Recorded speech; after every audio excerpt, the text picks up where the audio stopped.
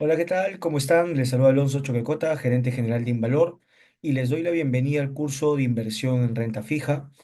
El día de hoy vamos a hablar sobre una alternativa de inversión distinta y en pocas palabras también contraria a lo que vendría a ser las acciones, que es lo que hemos visto a lo largo de este curso.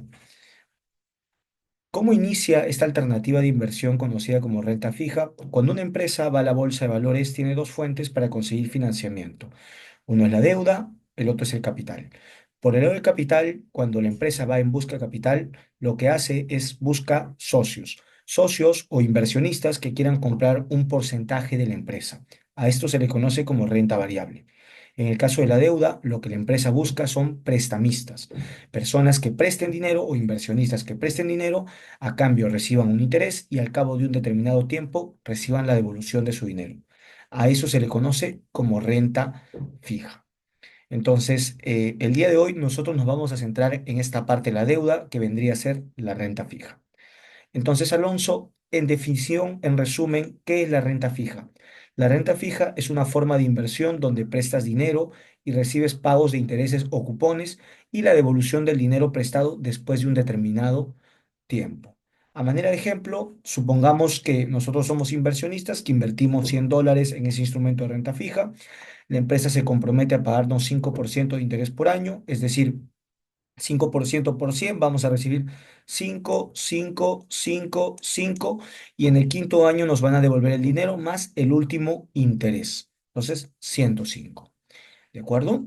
Eso es básicamente la renta fija, recibes intereses y al cabo de un determinado periodo te devuelven el dinero. Ahora, muchas personas confunden la renta fija con rentabilidad asegurada o ganancia asegurada, pero no es así. Como en toda inversión que uno puede realizar, existe riesgo.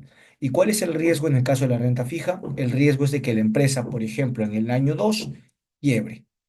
Por ende, no te van a pagar el interés del año 3, del año 4 y posiblemente tampoco te paguen el último interés y la devolución de tu capital. Entonces, como en toda inversión, repito, existe riesgo y en la renta fija también. ¿Y por qué entonces Alonso se le conoce como renta fija? Porque ya lo mencioné, porque nosotros conocemos cuánto nos van a pagar y en qué fechas. Y también cuándo nos van a hacer la devolución de nuestro dinero. Por eso se le conoce como renta fija. Ahora, los instrumentos de renta fija pueden ser dos tipos, instrumentos de corto plazo e instrumentos de largo plazo. Los instrumentos de corto plazo son instrumentos emitidos a un plazo menor a un año, es decir, 180 días, 270, 360 días, y normalmente las empresas los emiten para financiar su capital de trabajo, es decir, necesidades cotidianas del día a día del negocio. Ahora, los instrumentos de corto plazo cambian el nombre según quién los emita. Por ejemplo, si una empresa no financiera tipo Aceros Arequipa emite un instrumento de corto plazo, a este instrumento se le llamará papel comercial.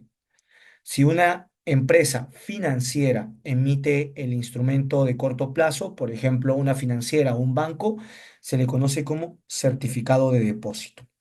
Y cuando el gobierno, porque el gobierno también puede emitir instrumentos de renta fija, cuando el gobierno emite un instrumento de corto plazo, se le conoce como letras del tesoro. Alonso, ¿los tres son lo mismo? Son lo mismo. Ambos, los tres son instrumentos de corto plazo, pero el nombre varía según quien sea la entidad que los emite. Entonces ya saben, empresa no financiera, papeles comerciales, empresa financiera, certificados de depósitos, el gobierno, letras del tesoro. Luego tenemos los instrumentos de largo plazo, que son valores emitidos a un plazo mayor a un año.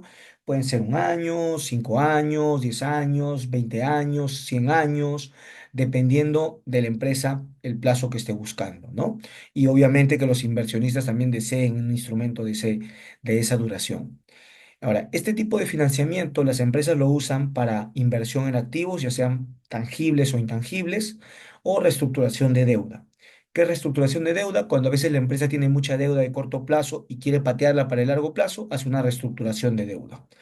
Entonces, en estos casos se emiten este tipo de instrumentos. Ahora, Alonso, ¿y aquí también cambia el nombre según el emisor? Sí. En el caso de empresas financieras y empresas no financieras, el nombre es el mismo, se llaman bonos corporativos.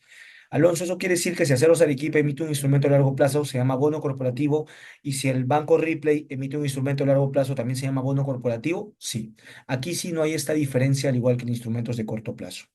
Por el lado del gobierno sí hay diferencia. Se llama bono soberano. Cuando un gobierno emite un instrumento a largo plazo, se llama bono soberano. ¿Listo? Entonces, ustedes como inversionistas pueden emitir, perdón, pueden invertir en instrumentos de corto plazo, que ya saben, vence un plazo menor a un año, o en instrumentos a largo plazo, plazo mayor a un año. Ahora, ¿cuáles son los beneficios de la renta fija, Alonso? ¿Por qué un inversionista compraría renta fija y no acciones? En primer lugar, hay ingresos fijos y predecibles. Proporciona una fuente constante y predecible de ingresos, lo cual es atractivo para inversores que buscan estabilidad, como jubilados o aquellas que necesitan ingresos regulares. Segundo, menor riesgo de precio. Los precios de las acciones, como ustedes saben, fluctúan, son altamente volátiles. En el caso de los precios de los bonos y otros activos de renta fija, tienden a fluctuar menos que las acciones, ¿no? Lo que puede ser menos riesgoso para un inversionista. Tercero, preservación del capital. Proporciona una forma de preservar el capital invertido siempre que el emisor no tenga problemas financieros significativos para devolver lo invertido. ¿A qué te refieres, Alonso? Que si tú inviertes 1.000, al cabo de un determinado plazo que venza, puede ser 3 años o 5 años, vas a recibir esos 1.000, ¿no? Siempre y cuando, como mencioné hace un momento, siempre y cuando el emisor o la empresa no quiebre. Diversificación puede ayudar a diversificar una cartera de inversiones, reduciendo el riesgo general.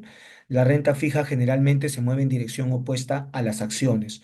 Cuando hay miedo en los mercados, los inversionistas suelen salir de las acciones para invertir en renta fija y viceversa.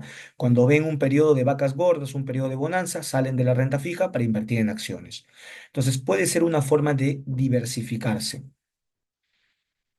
Otro beneficio, prioridad en el pago. En el caso de que una empresa quiebre y entre en liquidación, aquellos inversionistas que hayan comprado renta fija van a cobrar antes que los inversionistas de acciones.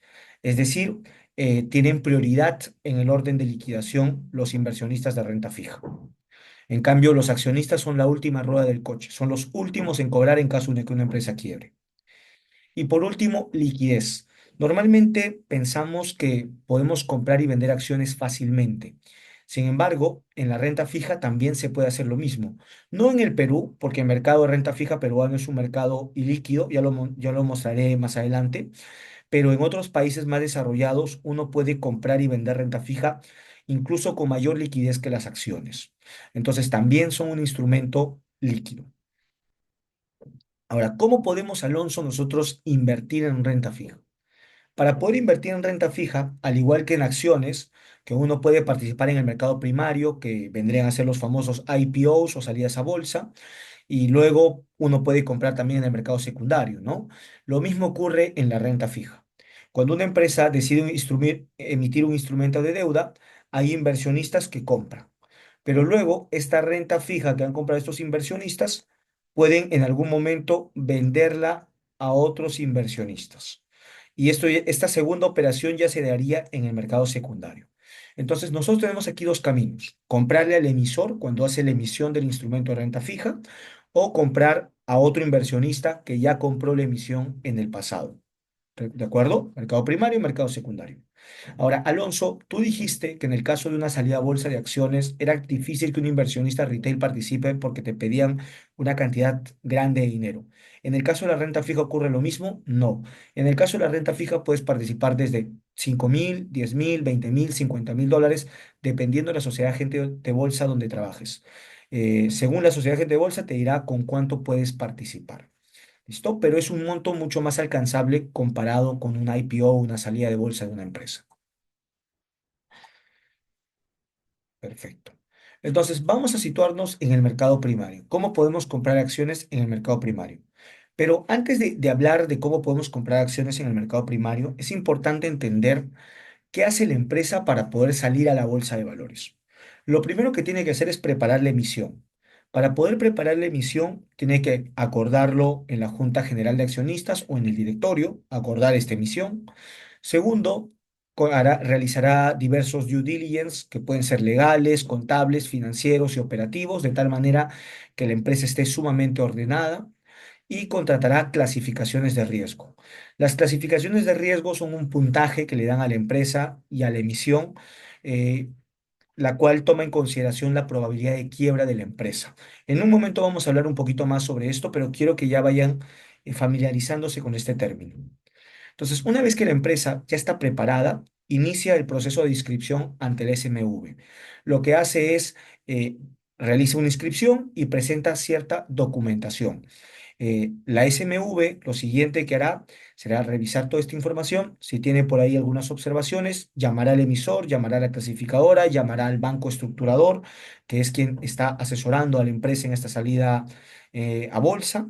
Eh, También, si por A o B considera que la empresa no cumple con los criterios exigidos, rechazará su proceso de inscripción, ¿no? O dará un tiempo para que la empresa pueda regularizar o completar cierta información.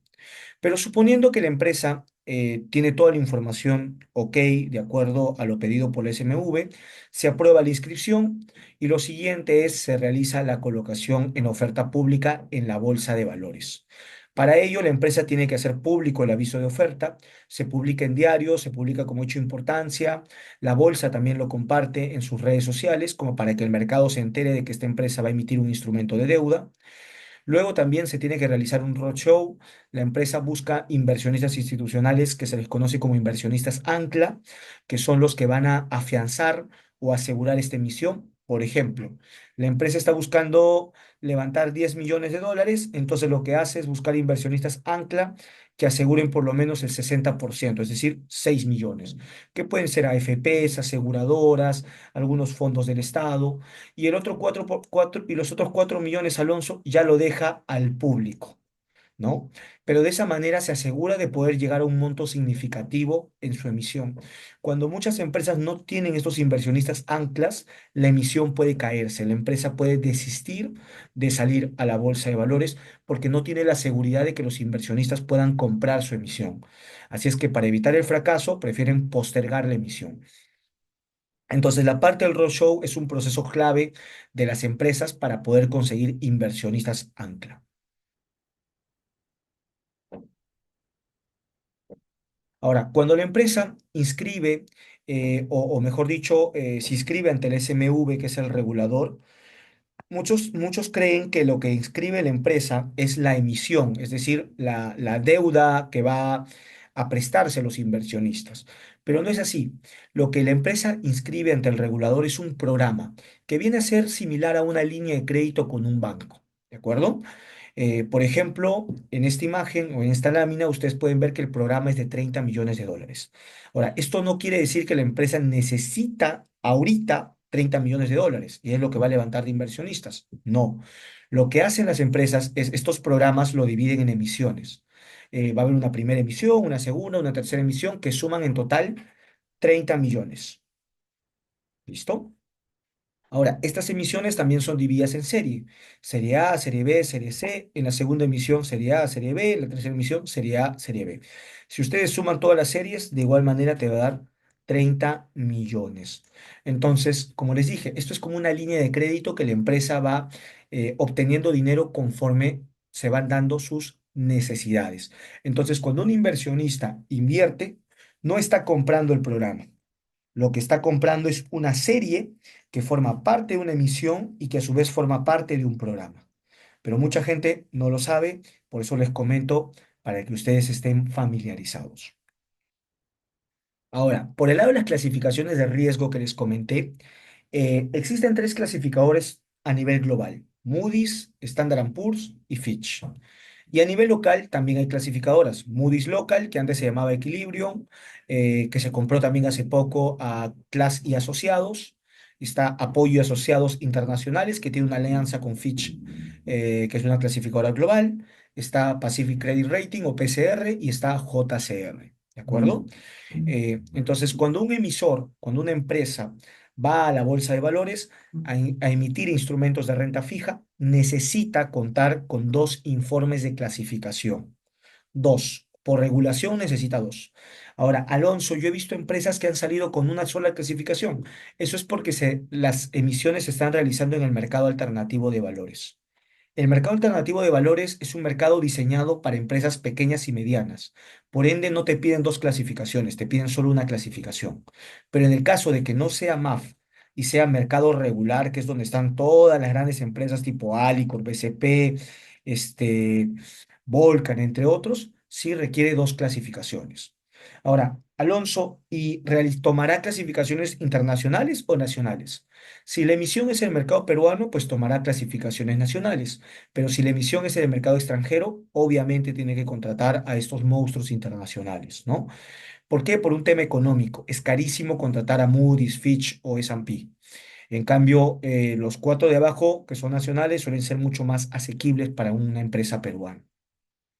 Entonces, dependiendo dónde la empresa vaya a emitir, contratará a clasificadoras locales o contratará a clasificadoras internacionales. Como les dije, el objetivo de estas clasificadoras es otorgar una nota a la empresa a la emisión. Por ejemplo, si la empresa tiene triple A, en el caso de instrumentos de largo plazo, significa que la empresa tiene una gran calidad y es muy poco probable de que la empresa quiebre. Pero conforme va bajando el rating, vamos a llegar a un punto, por ejemplo, la clasificación C, que es altamente especulativo. ¿Qué quiere decir? Que es como tirar una moneda al aire que los dos lados sean cara. Entonces la probabilidad de que quiebre es muy alta, ¿no? Entonces, eso es algo que también un inversionista tiene que evaluar, la clasificación. Ahora, algo interesante, además de la clasificación que dan las clasificadoras, es también el análisis que muestran detrás. Eh, Les voy a mostrar una clasificación rápidamente.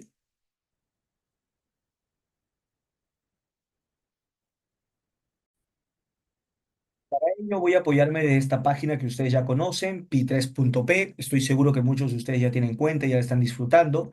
Recuerden que hay planes de paga. Ustedes cuentan con un cupón de descuento que es curso 50.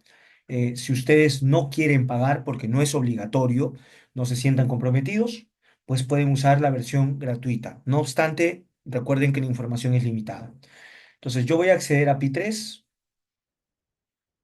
voy a buscar una empresa que emitió un instrumento de renta fija, por ejemplo Alicor, y aquí dice renta fija. Le doy clic. Más adelante les voy a explicar sobre esto. Lo que quiero es que se centren aquí en la parte de rating. Y aquí en la parte de rating van a ver el rating de Alicor. Miren, antes era doble A menos, de ahí mejoró a triple A. Y aquí te dicen quiénes son las clasificadoras, ¿no? Por ejemplo, yo puedo leer este documento de esta clasificación y aquí está la clasificación de Moody's Local. Entonces, como les decía, más importante que ver, bueno, es importante ver la clasificación, pero más importante que ello es leer por qué Moody's Local le otorga esta clasificación. Y otro punto que también es importante es ver la perspectiva, porque ahorita Valicor puede tener triple A, pero la perspectiva es negativa. ¿Qué quiere decir esto? Que Moody's está revisando la empresa porque podría bajarle la calificación. Eso significa la perspectiva. Alonso, y cuando es perspectiva positiva, ¿qué significa? Significa que podría mejorarle la calificación. Y también pueden encontrar perspectiva estable. ¿Qué quiere decir perspectiva estable? Que la empresa no va a tener ningún cambio en su calificación. Ahora, que tenga Alicor perspectiva negativa no quiere decir que la empresa le vayan a bajar la calificación. Mucha gente suele malinterpretar estos datos. Lo que significa es que la empresa va a ser revisada. ¿Por qué? Porque podría ser bajada su calificación, pero no están asegurando que van a bajar la calificación. En muchos casos se han dado este tipo de revisiones con perspectiva negativa y no ha pasado absolutamente nada, no han bajado la calificación. ¿Listo? También aprovechan en calificar los instrumentos de corto plazo y les ponen A más uno, A1. A1 más, perdón, que es una calificación de máximo nivel para sus instrumentos de corto plazo. Entonces, en pocas palabras, lo que nos dice Moody's es que la probabilidad de quiebra de Alicor es bastante baja. Ahora, hay otro punto también que es bien interesante que ustedes deben revisar, que es cuando, aquí está, factores críticos que podrían llevar a un aumento en la calificación y factores críticos que podrían llevar a una disminución en la calificación. Es decir, lo que Moody's considera que podría llevar a que empeore la calificación de Alico. Entonces, esto es lo que uno tiene que ver cuando una empresa tiene problemas financieros. ¿Se acuerdan que en clase les hablé también de Volcan? En el caso de Volcan, por ejemplo, si yo me voy aquí Volcan no están acá sus clasificaciones de riesgo porque Volcan emitió en el mercado extranjero. Aquí únicamente están las calificaciones de empresas que han emitido en el mercado local, en el Perú. Pero si ustedes van a noticias, por ejemplo, aquí Fitch, Volcan, como emitió en el mercado extranjero, tuvo que contratar una clasificadora global. Fitch ha ido mejorando la clasificación de riesgo de Volcan. ¿Por qué? Porque ya considera que Volcan ha mejorado. Miren, de triple C la ha pasado a B menos. Igual sigue siendo una calificación no tan buena, pero sin lugar a dudas hay una mejora significativa, ¿no? Aquí pasó de triple C, de estar aquí, miren, pasó a B menos, pasó aquí. Entonces, conforme pase el tiempo, yo estimo que Volcan debería ir mejorando la calificación, ¿no? Pero va a ser un proceso. Igual Volcan sigue siendo una empresa que todavía presenta problemas financieros. ¿Listo? Bueno, entonces ya saben que deben revisar también esta fuente de información que es bastante valiosa.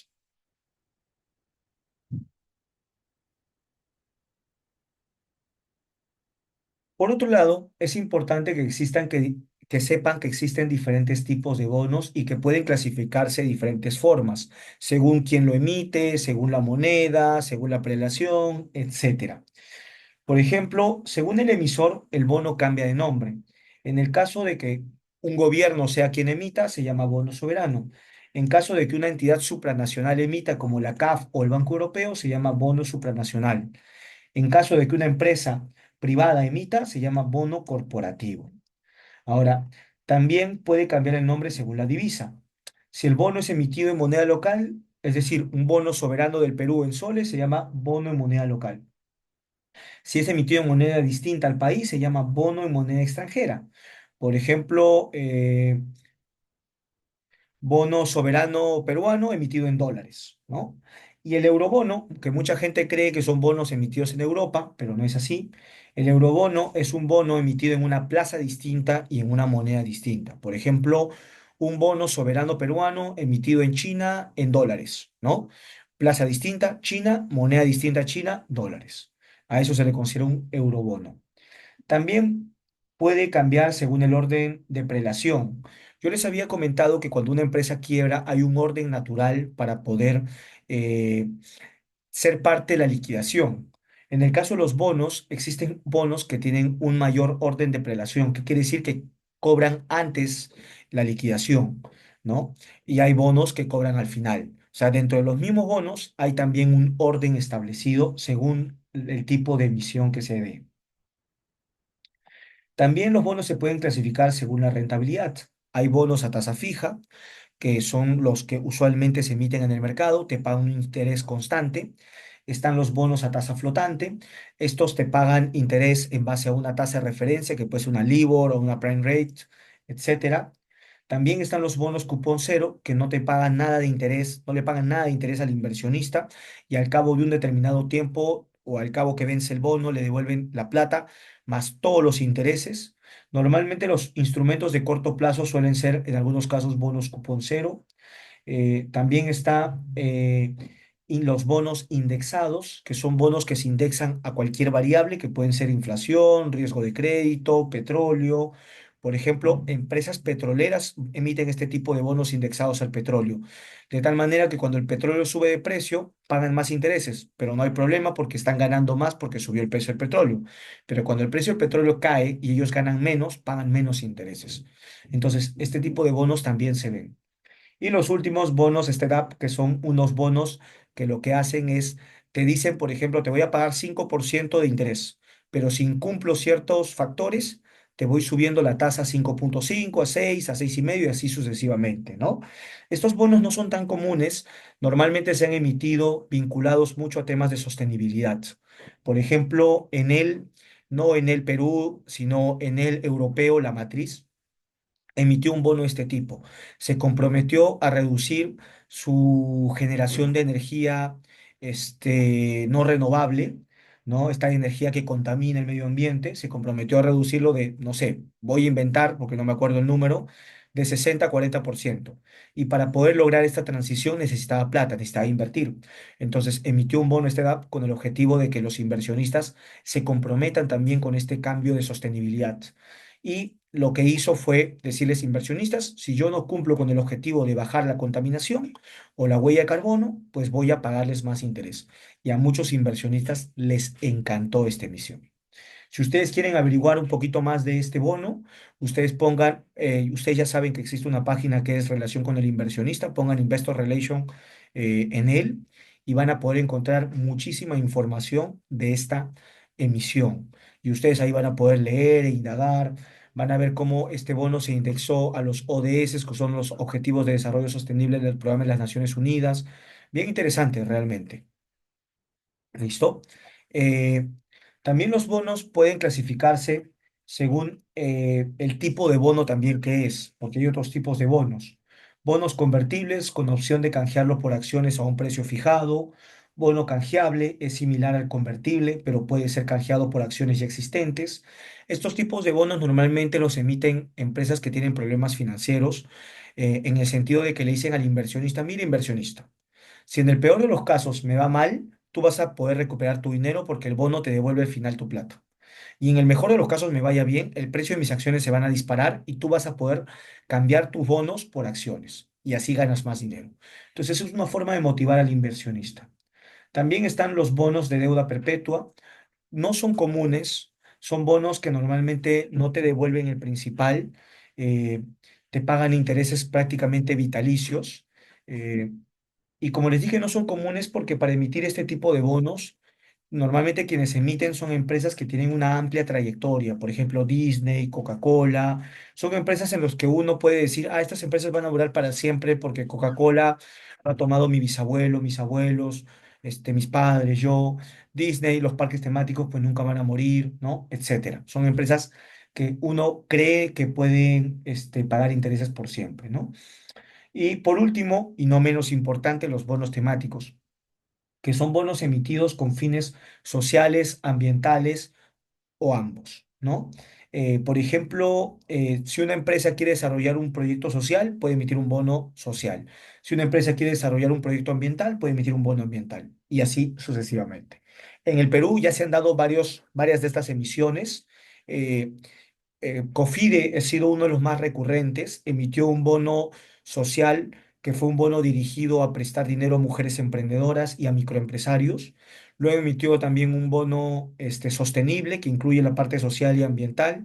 La parte ambiental lo que hizo fue prestar a taxistas que puedan convertir sus carros de gasolina a gas, eso reduce la contaminación, ¿no? Y creo que hace poco emitió un bono azul, que es un bono para poder tratar aguas contaminadas, ¿no?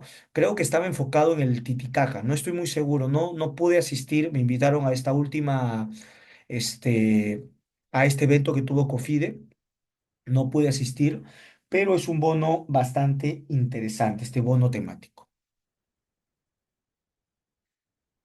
Perfecto. Y bueno, ya que tienen más o menos la teoría acerca de los bonos, ahora yo creo que puedo enseñarles una emisión real del Banco Ripley.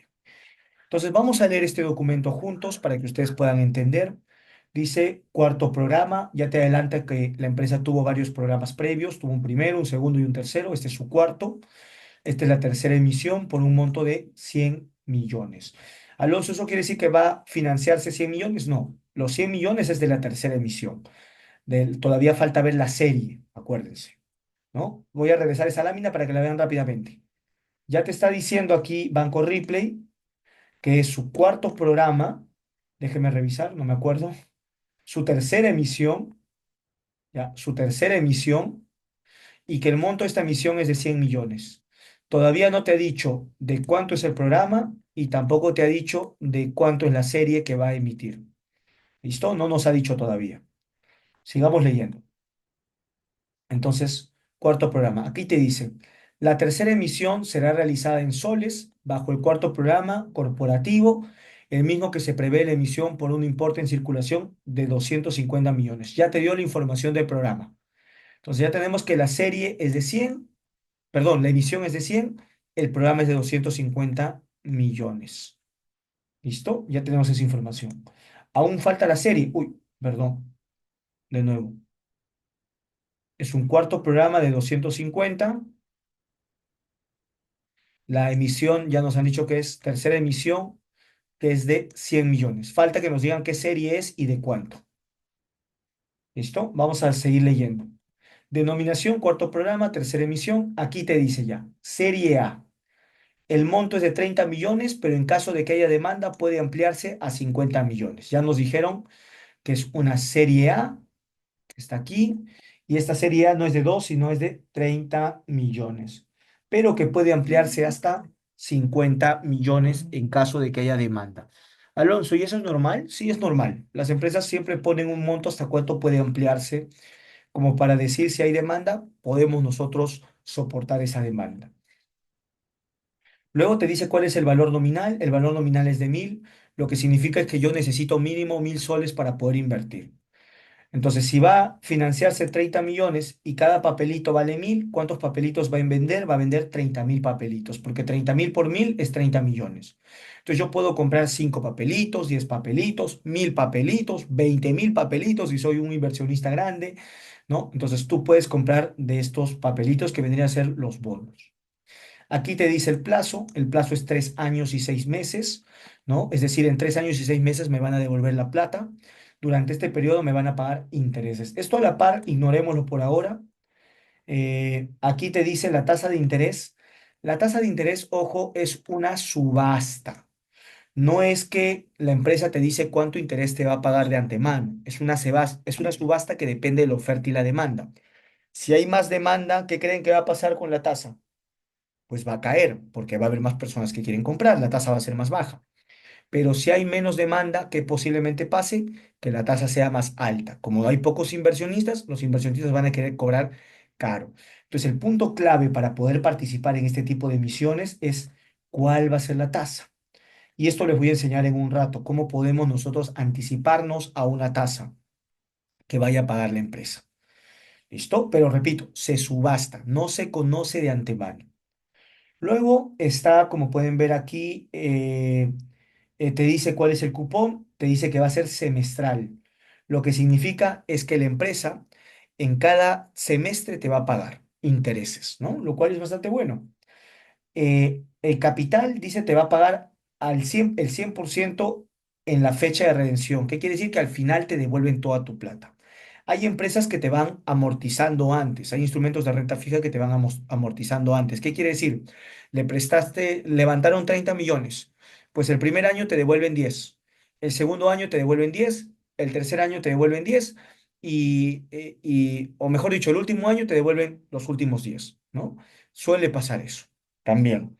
Va a depender mucho de la empresa, qué es lo que esté buscando, ¿no? Entonces tú también tienes que ver cuándo me van a devolver la plata. Y acá están las dos clasificaciones que les dije. Como este es un documento antiguo, las clasificadoras son dos que ya no existen, clase y asociados y equilibrio. Ambos le dieron una clasificación de doble A menos. Aquí está la fecha de la colocación, la fecha de la emisión. También te dicen cuándo vence cada cupón. Por ejemplo, acá te dicen cada 15 de junio y 15 de diciembre te van a pagar los intereses. Y aquí te dicen cuándo te están devolviendo la plata. El 15 de junio del 2021 te están devolviendo la plata. Alonso, ¿y pueden incumplir? No pueden incumplir, salvo que la empresa presente problemas financieros. Y ahí sí es un tema delicado que ya tiene que verse con todos los que tienen los bonos de esta empresa, ¿no? Con todos los, se les llama tenedores de bonos, así se les llama. Ahora, para poder comprar, uno no compra en cualquier momento, en cualquier parte del día. Hay un horario establecido que es desde las 9 hasta la 1 de la tarde, el 14 de diciembre del 2017. Alonso, ¿yo puedo comprar antes de las 9? No. ¿Puedo comprar después de la 1? No. ¿Puedo comprar el 15 de diciembre o el 13? No. Tiene que ser el 14 de diciembre dentro de este horario. Ahora, ¿cómo se compra? Aquí te dicen cuáles son los tres canales. El banco que está representando es Credicorp Capital y tienes tres formas de poder comprar. El primero es con un escrito que debe ser enviado a este fax o a este correo electrónico. En segundo lugar es llamada telefónica. Y en tercer lugar es a través de Bloomberg o Reuters, que son plataformas que usan inversionistas institucionales. Nosotros como inversionistas retail, ¿qué hacemos? Contactamos a nuestra sociedad de gente de bolsa y nuestra sociedad de gente de bolsa se encarga de enviar un mail o de hacer una llamada, ¿no? Ellos se encargan. Aquí dice qué tipo de subasta va a ser. Va a ser una subasta holandesa. Aquí te dice cuál va a ser el plazo de la liquidación. Y aquí hay algunos datos interesantes como por ejemplo quién es el estructurador, quién es el colocador, quién es el representante de obligacionistas también. Estos tres datos son relevantes. ¿El estructurador quién es? El estructurador es quien asesora la estructura financiera a la empresa. ¿No? Es quien ve, a ver, empresa, necesitas 100 millones, perfecto. Vamos a ver si esos 100 millones puedes levantarlos. Ya, revisan financieramente y dicen sí. Ahora hay que ver cuál va a ser la figura más interesante para los inversionistas. Mira, vamos a emitir a 3 años o a 5 años, vas a amortizar o no vas a amortizar, el cupón va a ser semestral o va a ser anual. Ellos se encargan de armar la figura de la emisión. El colocador es quien se encarga de vender. Una vez que la emisión, el instrumento de renta fija ya ha sido armado, el colocador se encarga de buscar estos inversionistas ancla que les comenté, estos inversionistas institucionales, ¿no? Estos agentes colocadores ganan un montón de plata porque ellos se encargan de colocar estos instrumentos. Y por último, el representante de obligacionistas, que es la entidad encargada de, de velar por los tenedores de bonos. ¿De acuerdo? ¿Se acuerdan que les comenté si una empresa incumple el pago, pues tiene que arreglárselas con los tenedores de bonos? Y no se las va a arreglar pues con los miles de tenedores de bonos que hay, sino estos tenedores de bonos tienen un representante, que en este caso tiene que ser una empresa distinta al estructurador y al colocador, para que no sea juez y parte. Por ejemplo, en el caso del estructurador y colocador es Credit Corp, pero en el caso de los representantes obligacionistas es Scotiabank, es otro banco, ¿no? Entonces, uno puede elegir quién va a ser, o mejor dicho, los tenedores eligen quién va a ser el representante de obligacionistas. En este caso ya está preestablecido que es Scotia Bank. Y bueno, esta es básicamente toda la información que ustedes deben revisar sobre una emisión. Ahora, ¿de qué va a depender de que participemos o no? Pues en primer lugar, de si sabemos invertir. Para ello es importante, en primer lugar, cómo invertir en el mercado primario. Y lo primero que tienen que saber es que según la clasificación que tú tengas, vas a recibir una tasa distinta de interés. Mejor dicho, según la calificación que tenga la empresa, tú vas a recibir una tasa distinta de interés. Por ejemplo, si es el gobierno quien emite, obviamente tú vas a recibir una tasa baja. Si es una empresa triple A que tiene una baja probabilidad de quiebra, pues vas a recibir una tasa un poquito más alta. Alonso, ¿y por qué no puede ser igual que el gobierno? Imposible, porque el gobierno es el gobierno. Y así sucesivamente, conforme vaya incrementando el riesgo, la tasa va a ir incrementándose. Entonces, yo como inversionista, si quiero una tasa alta, pues voy a tratar de invertir en empresas que tengan un rating bajo. Pero si quiero una tasa, si quiero reducir mi riesgo, lo que tengo que hacer, no importa, recibo una tasa baja, lo que tengo que hacer es buscar empresas que tengan un alto nivel de que tengan un buen nivel crediticio, una buena clasificación o una alta clasificación. Entonces ya depende de cada uno lo que está buscando. Si tú buscas una mayor rentabilidad, debes ser consciente que esto va de la mano con un mayor nivel de riesgo, por ende debes invertir en empresas que tengan una calificación más baja. Pero si tú buscas un menor nivel de riesgo, debes ser consciente que esto va de la mano con una menor rentabilidad y debes buscar empresas que tengan una buena calificación de riesgo, incluyendo el gobierno, ¿no? Aquí es para inversionistas más agresivos, aquí es para inversionistas más conservadores y aquí en el medio será para inversionistas más moderados. ¿Listo? Entonces, según quien sea el emisor y según la clasificación que tenga, tú debes saber qué tipo de tasa podrías recibir. Entonces, hay una curva, que es la curva del gobierno, que el gobierno a esta tasa se financia, ¿de acuerdo? A esta tasa. Entonces, una empresa no puede financiarse por debajo de esta curva del gobierno.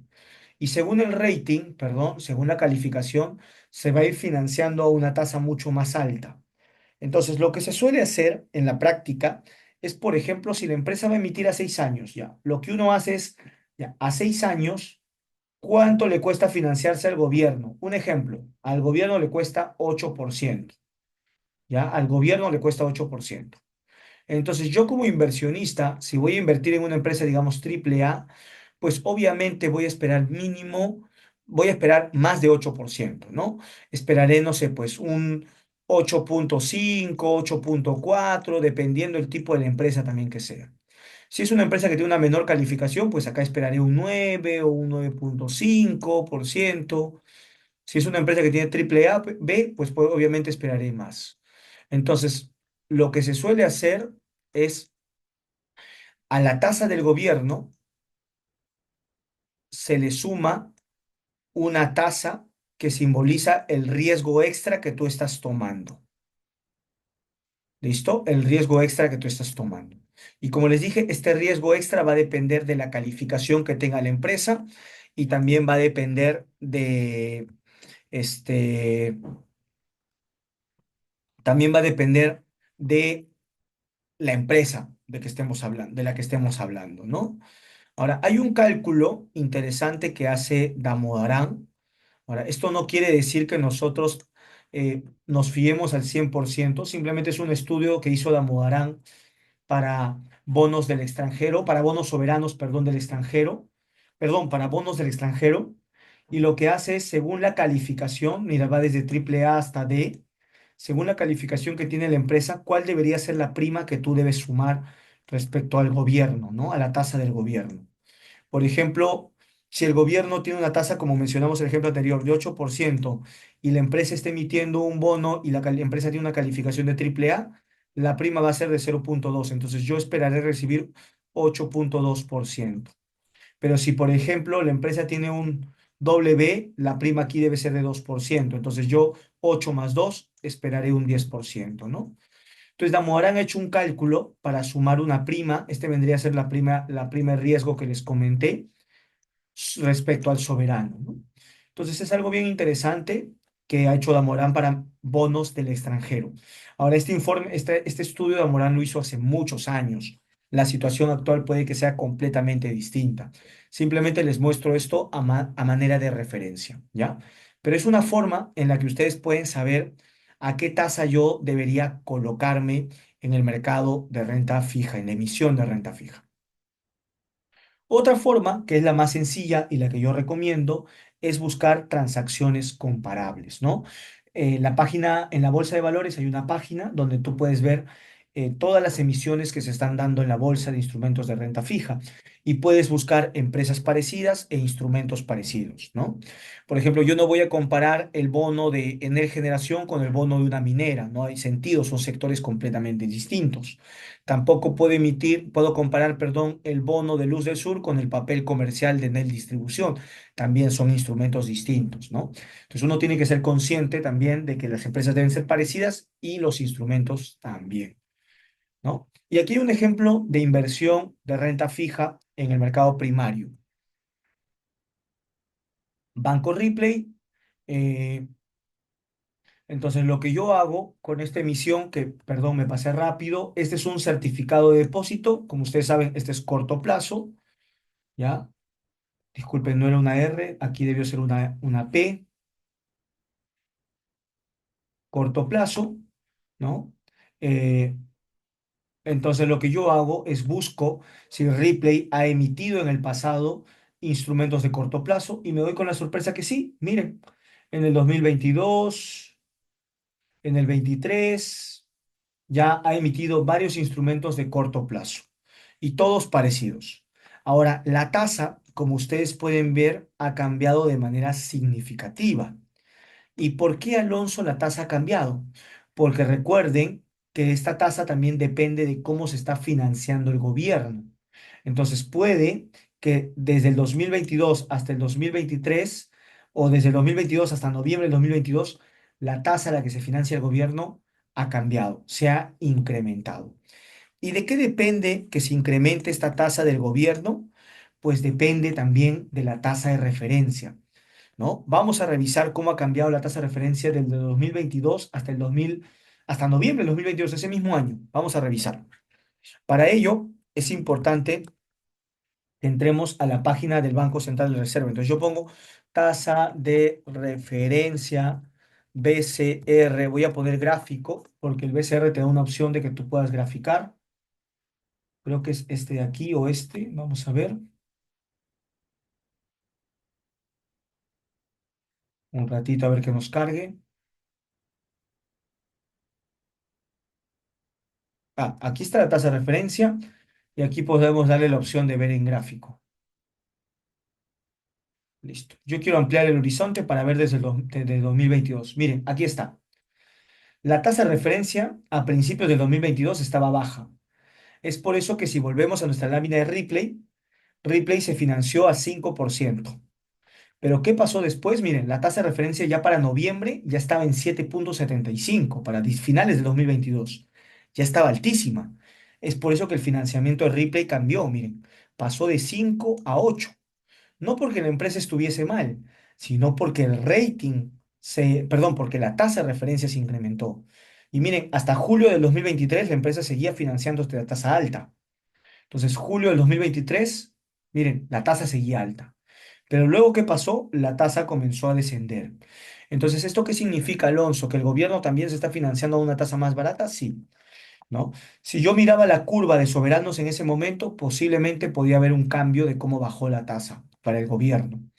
Pero lo que esto significa es que, a ver, esta emisión que yo estoy viendo, que aquí me faltó poner la fecha, ya, esta emisión que me faltó poner la fecha, disculpen por el grave error. eh, Sin duda la tasa no va a ser la misma porque, como pueden ver, la tasa de referencia ya disminuyó, ¿no? Entonces, posiblemente la tasa que yo reciba sea una tasa más baja. Vamos a ver los resultados. Efectivamente, la tasa fue un poquito más baja, 7,8%. Entonces, yo como inversionista, pues pude haberme anticipado. Si yo sé que en el pasado Ripley se financió a 8,4 y yo sé que ahora la tasa de referencia ha bajado de 8, a ver, acá está la fecha, disculpen. Aquí está, noviembre, noviembre del 2023. Entonces, si yo me sitúo en noviembre de 2023, aquí es, la tasa ya bajó de 7,75 a 7. Entonces, yo ya no podía financiarme por encima de 8. ¿En cuánto bajó la tasa? Miren, de 7,75 a 7 bajó en 0,75. Eso quiere decir que si la última colocación fue a 8,4 y bajó la tasa en 7, en 0,75, yo lo que hago es simplemente restar. Menos 0,75%, que es lo que ha bajado la tasa de referencia. Entonces, este podría ser un aproximado de la tasa que yo pude haber obtenido, que es 8,4 menos 7. No, perdón, 0,75.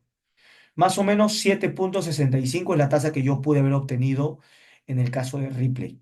Sin embargo, la tasa que se adjudicaron los inversionistas fue superior, fue de 7,81. Entonces, Alonso, ¿y qué pasaba si yo en la subasta me ponía en 7,65? ¿Me adjudicaba? Sí, te adjudicabas, porque la tasa de corte fue 7,81. ¿Eso qué quiere decir? Que todos aquellos inversionistas que se pusieron con una tasa menor a 7,81 se adjudicaron la emisión de Ripple. Todos participaron, ¿no? Lo cual, pues, es bien, una tasa bien atractiva considerando el banco Ripley. Es una tasa de corto plazo. Esta tasa posiblemente estaba por debajo de algunas financieras, pero si lo comparamos, vamos a hacer el ejercicio un segundo, vamos a compararlo. ¿Cuánto estaba pagando el banco Ripley por un depósito a plazo en esta misma fecha? Un segundo, permítanme entrar.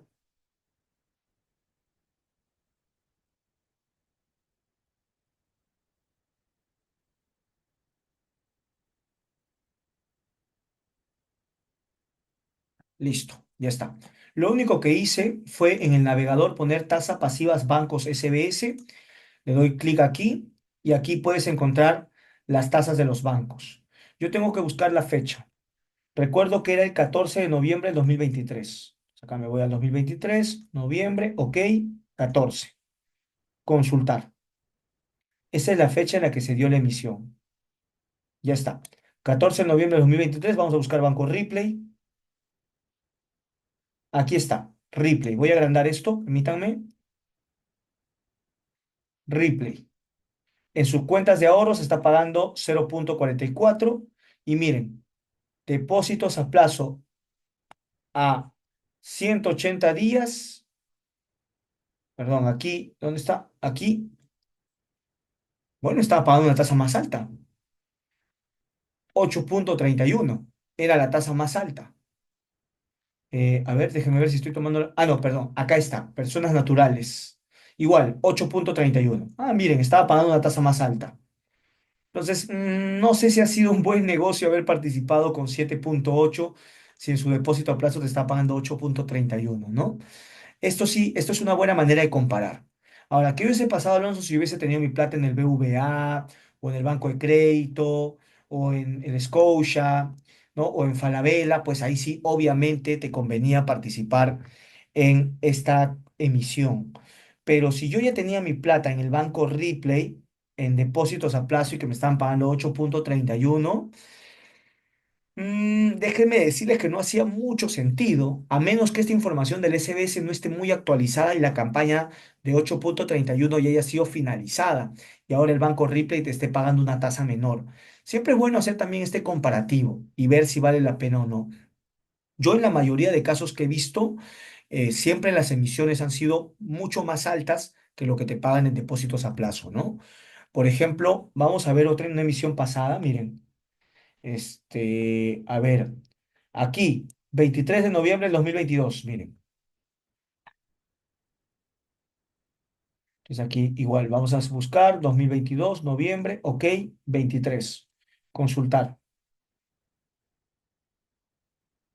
ya está. 23 de noviembre del 2022, miren aquí, Replay estaba pagando 6% entre 380 y 360 días, 6%. Y aquí te pagó 8 punto, aquí está la tasa, esta. 8,6%. Pues obviamente aquí sí convenía participar. Si tenía mi plata en Ripley, pues sí me convenía sacarla para ponerla aquí, ¿no? ¿Por qué? Miren, puedes haberlo puesto en más de 360 días, que puede ser 2 años o 3 años, pero te amarra mucho tiempo tu plata, ¿no? Y aquí, por ejemplo, esto era 360 días y te estaba pagando una muy buena tasa sin amarrarte tanto tu plata. Entonces también siempre es bueno hacer este comparativo cuando quieran participar, pero como les digo, en la mayoría de casos, este, quienes participan en este tipo de misiones, o mejor dicho, en la mayoría de este tipo de misiones, las tasas que tú obtienes suelen estar muy por encima de lo que te puede pagar, pues, una, un banco con su tasa de interés, ¿no? Entonces, sí es una muy buena alternativa de inversión, es una alternativa de inversión interesante para los inversionistas. Y bueno, aquí podemos ver quiénes son los que han demandado y quiénes se han adjudicado. En primer lugar, AFPs, entidades públicas. Aquí en el caso de las apps, son de sus clientes. Ellos se adjudicaron, los clientes de las apps se adjudicaron 2 millones. Entonces yo puedo estar aquí. Ahora también hacen esta separación de retail, 172.000, pero acá también dentro de las apps están también los inversionistas retail. ¿De acuerdo? En fin. Esta es la manera en la que nosotros podemos participar en el mercado de primario cuando una empresa emite un instrumento de renta fija. Pero ahora, Alonso, ¿cómo yo puedo invertir en renta fija en el mercado secundario?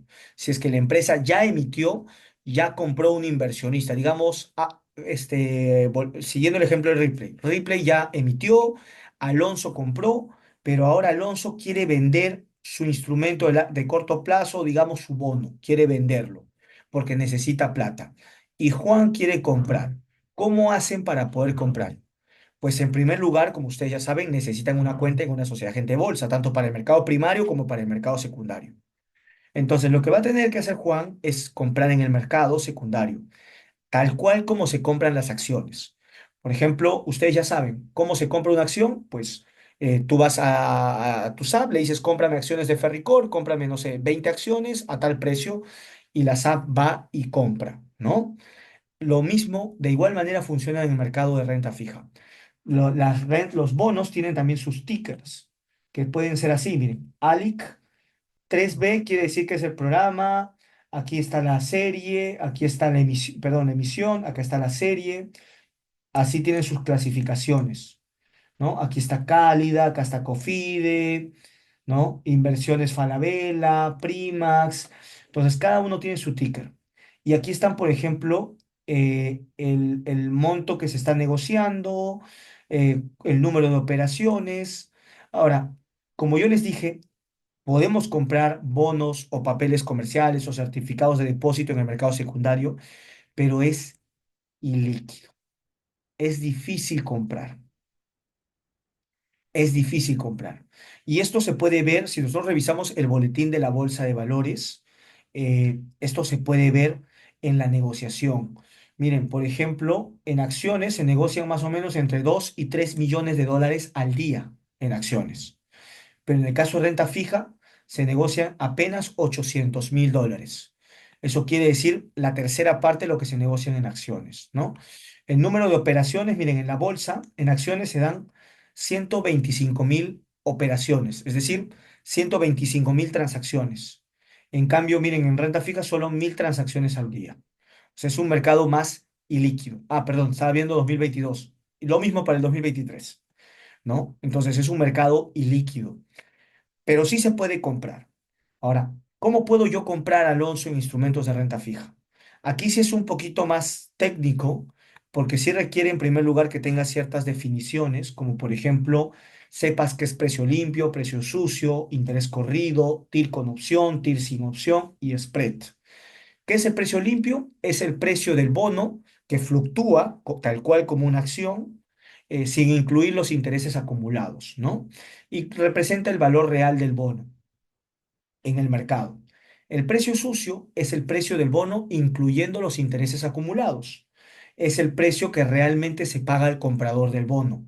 Porque, por ejemplo, para que entiendan bien, digamos que la empresa pagó, el bono pagó intereses en julio,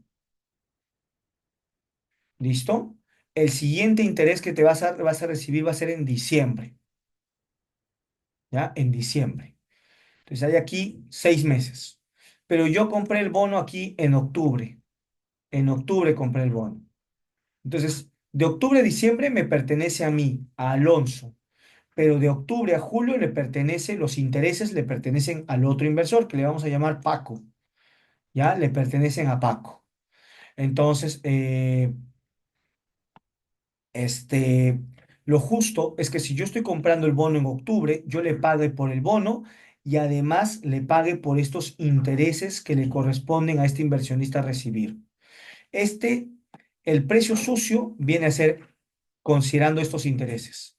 El precio limpio es sin los intereses. Me olvido los intereses. ¿Ya? Es simplemente el precio limpio, como dice, para ver la evolución del precio del bono, es el precio real.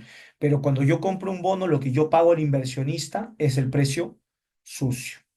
El interés corrido es el interés que se ha acumulado del bono desde el último pago del cupón hasta la fecha. Este porcentaje de aquí que yo acabo de borrar, lo voy a volver. Este interés de aquí se le conoce como interés corrido. Esto que viene a ser el interés corrido. ¿Listo? Dice, este se suma al precio limpio para obtener el precio sucio, ¿no? Entonces el interés corrido más el precio limpio te da el precio sucio. TIR con opción es cuando el bono tiene una opción de, no lo mencioné, pero hay bonos que pueden tener opciones de compra, opciones de venta. ¿Qué quiere decir? Opción de compra es que la empresa tiene la opción de poder comprarte tus bonos cuando quiera. Y opción de venta es que tú tienes la opción de poder venderle los bonos a la empresa cuando quiera. ¿Sabes qué? Empresa, ya no quiero tus bonos, toma, te los vendo. Y la empresa tiene la obligación de comprártelo, ¿no? Al igual que si la empresa llama a comprarte los bonos, tú tienes la obligación de venderle. No puedes decir, no, yo no quiero venderte, no.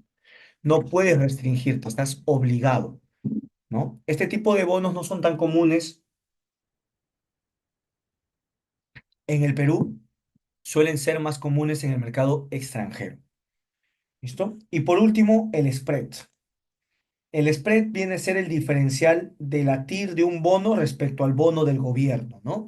Por ejemplo, la TIR no es la tasa de interés, sino es el rendimiento del bono, ¿no? Es muy distinto el interés que tú vas a recibir, la tasa de interés, es distinto al la TIR, que es el rendimiento, ¿de acuerdo? No quiero entrar en definiciones porque la verdad es que el mundo de la renta fija es un mundo un poquito complejo, pero sí quiero que entiendan que son conceptos distintos. Cuando un inversionista invierte en el mercado primario, lo que le interesa es la tasa de interés. Pero cuando un inversionista invierte en el mercado secundario, lo que le interesa es la TIR, que es el rendimiento del bono. ¿De acuerdo? Eso es lo que le interesa al inversionista. Ahora, existe una relación invertida entre la TIR y el precio. ¿Qué quiere decir, Alonso? Que a mayor precio, es decir, mientras tú más alto pagues por el precio del bono, el rendimiento de tu bono va a ser más bajo, la TIR va a ser más bajo, ¿ya? Pero al revés, si tú pagas un menor precio por el bono, un menor precio, tu TIR va a ser más alta, por ende tu rendimiento va a ser mayor. Entonces, la idea, el objetivo es buscar bonos que tengan un precio bajo para que nuestro rendimiento, nuestra TIR, sea lo más alto. ¿Listo? Ahora, ¿cómo podemos, Alonso, saber cuándo un bono tiene, estamos pagando un precio bajo, estamos pagando un buen precio? Porque podría la empresa estar a punto de quebrar. Hay formas de valorizar bonos, que yo no voy a entrar en detalle porque ya son temas un poquito más sofisticados, quizá para un curso de renta fija, perdón, quizá para un curso más amplio de renta fija, no sé, unas 4, 5, 6 horas, sí podríamos hablar de cómo valorizar un bono. Pero déjenme decirles que muy pocos inversionistas valorizan bonos. Normalmente quienes valorizan son institucionales o grandes inversionistas. El retail tiene otra forma de invertir en este tipo de instrumentos que ya les voy a mostrar en un momento. ¿Listo? Perfecto. Ahora, hay una página de la SBS que ya valoriza estos bonos. Yo le voy a dar clic para poder mostrarles un segundo. Yo le doy clic a esta, le dan ustedes clic a este enlace. Lo único que hacen es dirigirse a gráficos de índices de spread corporativos aquí,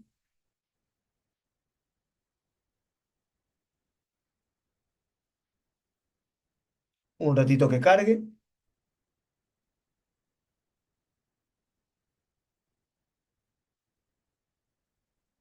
Perdón, este no era este de acá. Ah, no, este tampoco, este acá.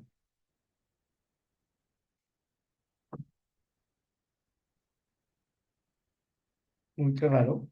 Ah, perdón, estaba acá más arriba, disculpe. Este era.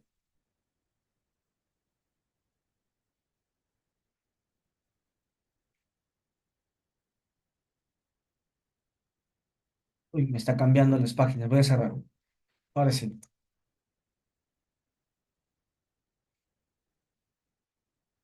Voy a esperar a que cargue, porque a veces te cambian las páginas. Ahora sí. Es acá el primero. ¿Listo? Entonces, lo siguiente que yo hago es, quiero ver la fecha actual, le doy consultar. Y te va a aparecer, miren, el neumónico, el leasing, suele ser otro diferenciador, quién es el emisor, cuál es la moneda en la que emitió, cuál es el precio limpio, el precio sucio, te suele aparecer también el spread, acá está la TIR, perdón, acá está la TIR, lo que les hablaba, el precio limpio, precio sucio, el interés corrido, que es lo que les decía, la fecha de emisión, de vencimiento, el cupón, miren, el cupón es distinto a la TIR. Miren, la TIR es 6,63 y el cupón es mayor. Después acá está el margen LIBOR. En el caso de que estén indexados al LIBOR, no están indexados. TIR sin opción, rating, acá está la calificación y hay más información que ustedes pueden revisar, ¿no? Por ejemplo, yo no he entrado en el concepto de la duración. La duración es una forma de medir en cuánto tiempo yo voy a recuperar mi inversión. Es más o menos una manera de leer. Eso es la duración. ¿De acuerdo? Es distinto al plazo. El plazo puede ser 5 años, pero en realidad yo he comprado el bono a un precio más bajo, eh, por ende voy a recuperar mi inversión más rápida. Entonces la duración es más rápida, ¿no? O el bono se está revalorizando, yo lo compré a un precio y ahora en el mercado secundario se ha revalorizado, entonces estoy recuperando mi inversión más rápida. Eso es lo que mide la duración. Y bueno, aquí hay información que ustedes pueden encontrar como para saber cuál es el TIR y cuál es el precio. Como les dije, ustedes lo que van a pagar es el precio sucio. Ahora, Alonso, ¿por qué están en diferentes nomenclaturas? Pues va a depender, lo que hay que ver aquí es, ¿dónde está? Hay que buscar el precio sucio en porcentaje. Veo que no me lo da. Pero bueno, igual podemos hallar el precio sucio, que es el precio limpio más el interés corrido, ¿se acuerdan? Lo mencionamos en la lámina. Entonces, lo que tú tienes que hacer es buscar qué precio sucio, qué precio tú consideras que es justo. Por ejemplo, aquí esta empresa telefónica tiene un precio limpio muy por debajo de lo que te va a pagar. ¿Cómo se interpreta esto? Para que entiendan de manera más sencilla. Cuando una empresa emite un instrumento, siempre está en base 100, en porcentaje, en base 100. Si el porcentaje está por debajo de 100, significa que está bajo la par, significa que este precio está más barato. Ahora, si el precio está por encima de 100, significa que está sobre la par y significa que el precio está más alto. Ahora, Alonso, ¿por qué una empresa podría tener un precio más bajo? Porque la empresa no tiene una buena situación financiera y esto no les gusta a los inversionistas y están vendiendo la acción, perdón, el bono o el instrumento de renta fija a un precio más barato, porque quieren deshacerse. ¿Y por qué Alonso puede estar más caro? Porque están valorando el instrumento y están dispuestos a pagar un precio más alto, ¿no? Como les dije, en el mercado secundario los precios se mueven como las acciones. Entonces lo que tú tienes que hacer es valorizar para ver si realmente 108 es un precio justo. Tal vez no vale tanto, debe valer menos. O tal vez estos 88, estos 86 también tienes que ver si es un precio justo. Quizá vale menos, ¿no? Eh, y tú estás pagando más. Entonces, por eso es importante valorizar el bono, ¿de acuerdo? Que como dije, yo no voy a entrar en este detalle. Entonces, tú lo que tienes que ver es qué precio te interesa, ¿no? Y a este precio tú tienes que sumarle el interés corrido, porque es lo que tú vas a terminar pagando al final, aquí, más el interés corrido. Es decir, 101 más 3,8 voy a pagar 104, casi 105 voy a pagar, ¿no? Por este bono, porque tengo que sumarle el interés corrido. Ahora, un ejemplo de cómo invertir en el mercado secundario. Y vamos a tomar el ejemplo de Volcan. Como ustedes ya saben, lo he explicado en clases, pero aquellos alumnos que no hayan llevado mi curso de Bolsa de Valores y que únicamente me han comprado el curso de renta fija, pues les voy a comentar. En el año 2024, hace unos meses atrás, Glencore decidió vender su participación de Volcan. Para esto, Glencore pagó más de 700 millones por Volcan y decidió venderlo a alrededor de 20 millones. Realmente un precio irrisorio. Esto generó mucho miedo en los inversionistas e hizo que el precio del bono, bueno, por supuesto también el precio de las acciones, cayera. Aquí tenemos un gráfico de cómo el precio de bono del Volcan, miren cómo estaba, permítanme agarrar el lápiz, miren cómo el precio de Volcan en el año 2000, a principios de 2024, miren, estaba aquí. Luego el precio de la acción cayó por temor a que la empresa quiebre.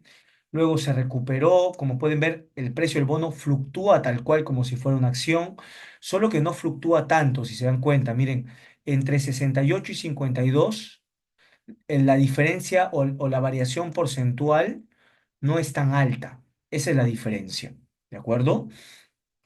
En cambio, el precio de la acción se fue, creo, de 40 céntimos a 20 céntimos. Cayó casi 100%. Aquí no cayó tanto, si se dan cuenta, ¿no? Entonces, a eso se refiere con que la renta fija es menos volátil, menos riesgoso, ¿no? Luego el precio declinó un poquito, luego nuevamente se recuperó y aquí es donde se da el anuncio de la venta. Miren rápidamente cómo el mercado reaccionó. Cayó el precio del bono. Pero, ¿qué pasó después? Como ustedes saben, Glencore, que Glencore haya vendido a un menor precio sus acciones no quiere decir que Volcan valga menos, ¿no? Y si bien Volcan tenía problemas financieros, con la entrada del nuevo socio, Volcan ha ido mejorando. Y por ende, como ustedes pueden ver, miren el precio del bono de Volcan, cómo ha ido recuperándose pasando de un punto de casi 60, que fue por acá más o menos, lo de Glencore, a 85, que vale actualmente. Si nosotros hacemos un cálculo de que hubiésemos comprado el precio de Volcan a 60 y hoy vendiéramos 85, 85 entre 60 menos 1%, le hubiésemos generado una ganancia de 42%. Hay muchos inversionistas que prefirieron en lugar de comprar acciones de Volcan, que de hecho no ha subido casi nada. Miren, vamos a ver el precio de las acciones de Volcan. Para ello nuevamente me voy a apoyar en Pi3. Aquí. mostrar gráfico. Miren en 3 años, miren en un año, ¿no? Miren, de 40 céntimos, como les dije, ha caído a 20 céntimos, ¿no? Entonces, muchos inversionistas, en lugar de invertir en acciones, que ahorita estarían perdiendo 100%, prefirieron comprar renta fija, que ahorita estarían ganando alrededor de 42%, ¿no? Entonces, si se dan cuenta, es una manera de diversificarse en primer lugar y en segundo lugar es una manera de ganar dinero en renta fija. Ahora, hay que tener un mayor expertise, no cualquiera invierte en renta fija en el mercado secundario, hay que saber invertir y hay que saber valorizar cuando un instrumento está barato, cuando un instrumento está caro, tal como ocurre con las acciones. Con las acciones también, cuando uno quiere saber cuando una acción está barata o cuando una acción está cara, lo que uno hace es valorizar empresas. Y de acuerdo a eso, sabe cuando una acción está barata o cara. Lo mismo ocurre aquí, tienes que valorizar. Pero hay otra forma en la que ustedes pueden participar en estos instrumentos de renta fija y es invirtiendo de manera indirecta. ¿Cómo es eso, Alonso? ¿Cómo puedo invertir de manera indirecta en renta fija? Pues es a través de los ETFs. Los ETFs nos permiten invertir de manera indirecta. Por ejemplo, yo de manera directa compro el bono de Bacus o la acción de Bacus o el bono de una CEN o la acción de una CEN, pero si yo quisiera invertir de manera indirecta, puedo invertir, por ejemplo, en el caso de acciones, en el ETF EPU, que invierte en 26 acciones de la bolsa peruana. Entonces, yo de manera indirecta, a través del ETF EPU, tengo exposición a la Bolsa de Valores de Lima. También puedo hacerlo a través de fondos, pero la verdad es que yo prefiero mil veces invertir en ETFs antes que en fondos, ¿no? Ahora, ¿qué es, Alonso, técnicamente o de manera sencilla un ETF?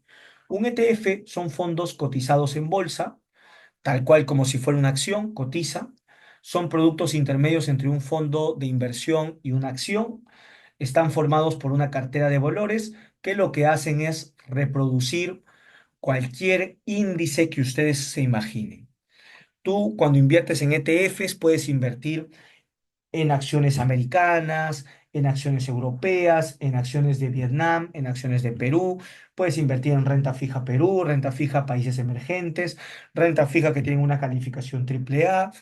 Puedes invertir en el sector inmobiliario, en papeles comerciales, en depósitos a plazo, en carne de chancho, en café, en lo que ustedes imaginen. Los ETFs por eso se han vuelto muy populares en los últimos años, porque te permiten invertir en lo que tú te imagines. Por ello, beneficios de los ETFs te permiten diversificar tu portafolio y esto a la vez te reduce el riesgo. Son fáciles de operar porque cotizan en la bolsa de valores y puedes comprar y vender como si fuera una acción. Son instrumentos transparentes y flexibles. Al estar listados en bolsa están altamente regulados. Tienes muchísima información de los ETFs. A diferencia de fondos que también listan en bolsa, las comisiones de los ETF son mucho más bajas, por eso yo prefiero mil veces invertir en ETFs. Y por último, brindan mayor acceso a diferentes mercados. Tú puedes invertir en en el mercado que tú quieras. Yo mañana quiero comprar acciones de Vietnam porque considero que Vietnam se va a recuperar. Puedo hacerlo a través de ETFs. ¿Listo? Para que entiendan cómo funciona el ETF, aquí tenemos el ETF del mercado de acciones de Perú, que como ustedes pueden ver tiene un comportamiento muy cercano al índice general de la Bolsa de Valores de Lima. A los gestores de estos ETFs no les pagan por ganarle al mercado peruano, les pagan por replicar el mercado peruano. Mientras más cercanos sean, más ganan estos gestores. Entonces, Alonso, si yo invierto en otro ETF, estos ETFs también replican, no le ganan a este índice, no le ganan. Su tarea no es ganarle, su tarea es replicar. Y ustedes, tal como pueden ver también en el cuadro de abajo, en los rendimientos que son muy cercanos. ¿Y cómo logra Alonso este ETF replicar el mercado peruano? Lo que hace es compra acciones peruanas, les da un determinado peso y en base a ese peso buscan replicar el mercado peruano. Ahora, ellos constantemente rebalancean este portafolio. A veces aumentan exposición de uno, le quitan a otro, salen valores, entran valores, ¿no? ¿Por qué? Porque como les dije, ellos hacen estos rebalanceos con el objetivo de poder replicar el mercado peruano. ¿Listo? Y bueno, hay varias páginas de ETFs. Por ejemplo, si ustedes ponen en internet simplemente, no sé, ETF de renta fija, de, no sé, eh, bonos triple A, busquen páginas como etfdb.com, vamos a buscar acá etf.db,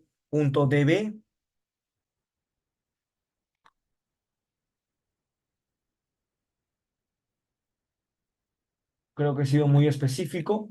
Vamos a quitarle esto de aquí. Aquí está, etfdb.com. Si tú le das clic, aquí te dice qué tipo de bonos tiene. Me sorprende que no me haya llevado directo a la fuente. Tal vez porque está en español.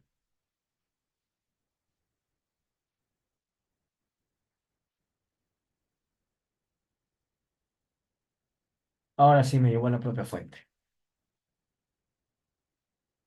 Listo. Y estos son los ETFs de renta fija que tiene la empresa. Un ratito que cargue.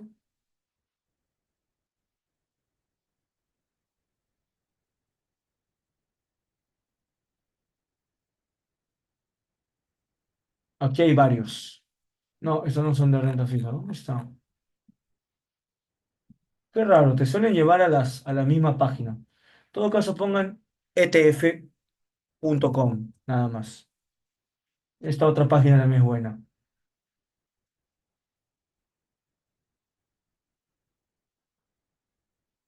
Aquí ya me lleva los instrumentos de renta fija. Me dice que hay 720 instrumentos de renta fija, ¿no? Aquí te dice cuál es el ticker, el nombre de este ETF, quién es el gestor. BlackRock es el mayor gestor de ETFs en el mundo. Vanguard también está. Aquí te dice cuál es la comisión. Como pueden ver, es muy baja. Te dice cuál es la tasa, ¿no?, de rendimiento. Y aquí te dice en dónde invierte. Miren, renta fija de Estados Unidos. E invierte particularmente en grado de inversión, es decir, en bonos que tengan un buen rating, ¿no? Y así puedes ir buscando. Entonces yo, por ejemplo, acá puedo ir viendo, por ejemplo, bonos. Yo no quiero bonos de Estados Unidos, entonces puedo buscar aquí. Me voy a la página 4, digamos.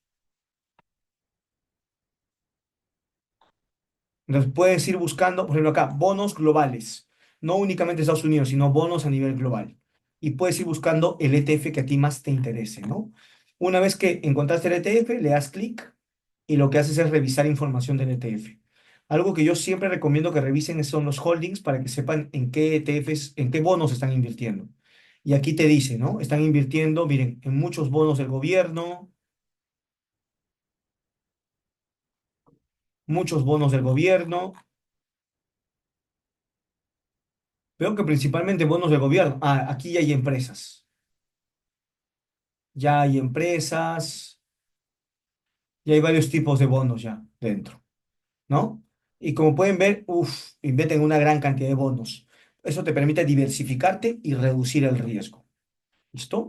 En Invalor nosotros estábamos promocionando a nuestros clientes que inviertan en un ETF. Les muestro. Un ratito, espérenme.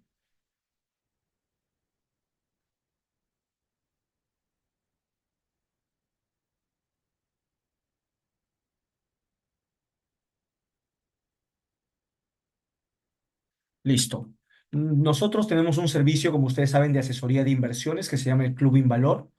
Nosotros tenemos reuniones, además de muchísimos beneficios, tenemos reuniones mensuales con ellos. Pero, por ejemplo, desde junio veníamos comentándoles que es interesante que inviertan en un ETF. ¿Dónde está? Aquí está, este, el TLT. Es un ETF que te permite replicar el precio de bonos del gobierno, los Treasury Bonds, a 20 años. ¿Y por qué recomendamos invertir en este ETF? Porque, miren, en ese momento el precio estaba 90. Nosotros creíamos que este bono podía llegar a 115. De hecho, desde mucho antes ya estábamos recomendándolo. A ver, déjenme ver. Marzo. Nosotros hacemos análisis para nuestros clientes. Nuestros clientes nos pagan por esto. Sí, miren, desde mucho antes ya estábamos recomendando que compren este ETF. ¿Por qué? Porque recuerden, esta lámina, esta, hay una a menor precio, mayor es el rendimiento, ¿no? A menor precio, mayor es el rendimiento. Y como se espera que el Banco Central en Estados Unidos, la Fed, empiece a subir la tasa de referencia, perdón, empiece a bajar la tasa de referencia, entonces aquí la TIR lo que va a terminar pasando es que baje y el precio va a empezar a subir. Y si nosotros hemos comprado a 94, si el precio sube, vamos a poder a vender más caro en el mercado secundario, ¿no? Vamos a poder vender más caro por esta relación inversa que existe entre precio y rendimiento. Vamos a ver cómo está ahorita este, este ETF que se llama TLT, ¿ya? TLT, ETF, listo. Aquí está. Vamos a ver en Yahoo Finance,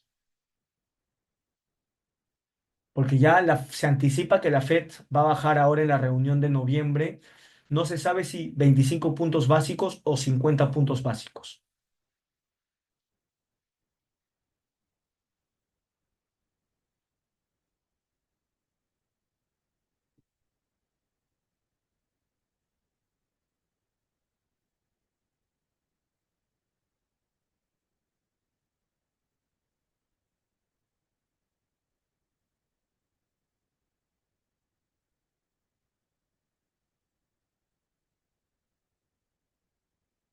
Ya está. Está cargando el gráfico. Está un poquito lento Yahoo Finance. Qué raro. No suele ser tan lento.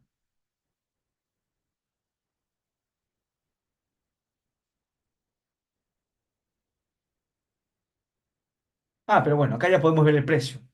Ya está en 101. El precio se ha ido incrementando. Y conforme se vaya dando el evento, voy a abrir otro. Market Watch. Ya está. Voy a ponerle un horizonte más largo en lo que va del año. Miren, aquí 94. Aquí recomendamos comprar más. A 88.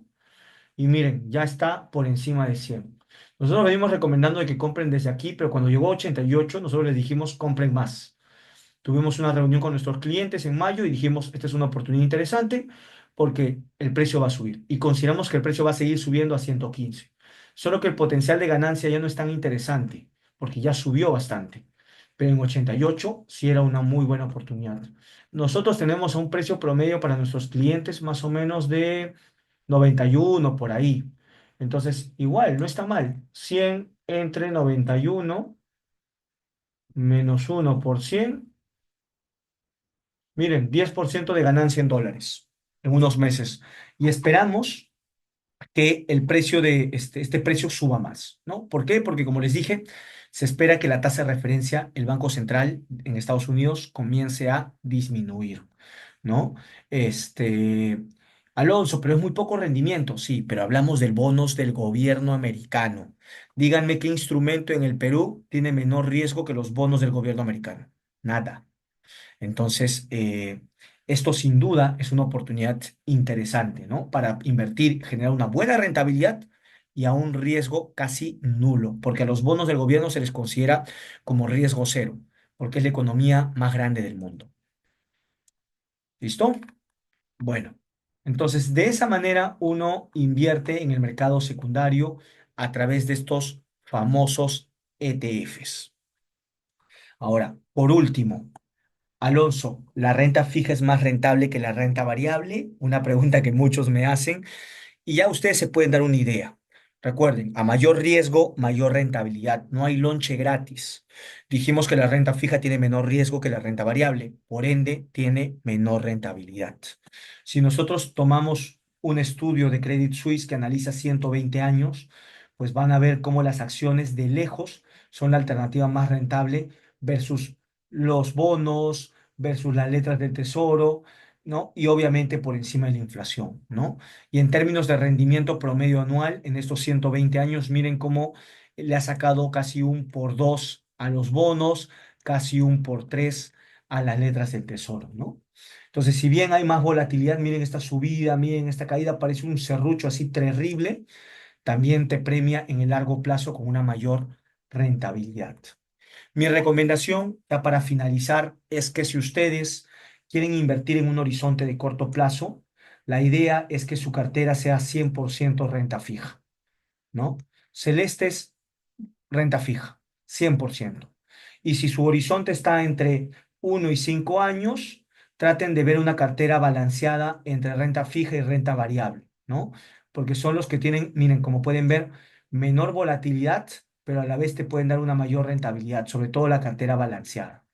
Pero cuando tu horizonte es mayor a 5 años, como ustedes pueden ver, por ejemplo, miren aquí, 20 años, la volatilidad de las acciones termina disminuyendo.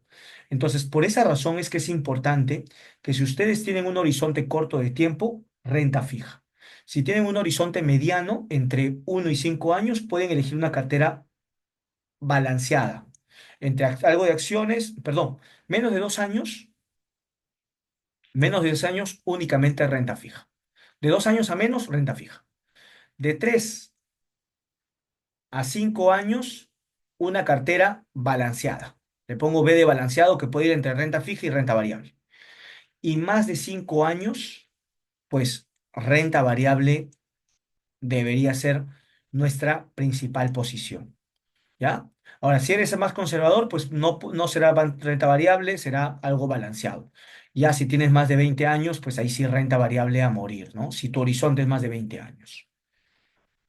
¿Listo, estimados?